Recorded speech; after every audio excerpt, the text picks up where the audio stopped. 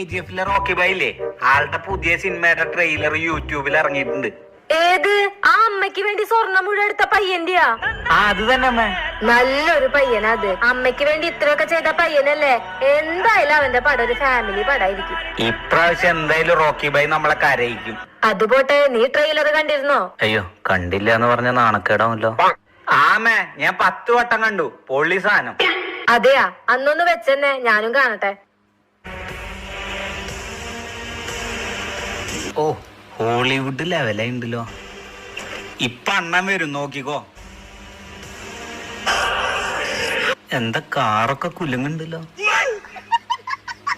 എന്തൊരു വശപശക്ക് ഉണ്ടല്ലോ.